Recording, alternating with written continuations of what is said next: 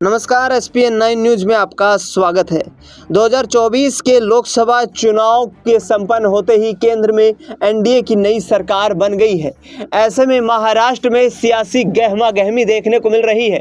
महाराष्ट्र में देखा जाए तो इस वक्त महाविकास आघाड़ी और महायुति गठबंधन के बीच एक दूसरे के वर्चस्व को लेकर लड़ाई लड़ी जा रही है।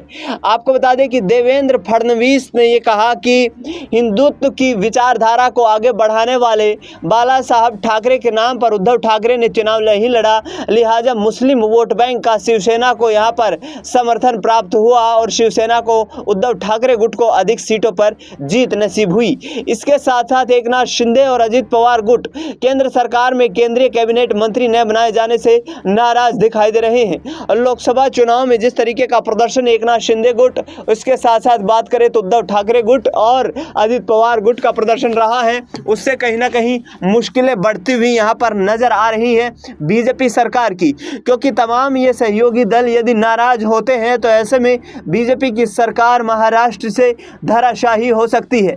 आपको बता दें कि महाराष्ट्र में इस वक्त महायुति गठबंधन की सरकार चल रही है। उससे सरकार में एकनाथ शिंदे और अजित पवार गुट शामिल है। बीजेपी इस वक्त महाराष्ट्र की सबसे बड़ी विधानसभा में पार्टी है, जबकि लोकसभा में 13 लोकसभा सीटों पर जीत दर्ज करके कांग्रेस पार्टी सबसे बड़ी पार्टी बनकर के उभरी है।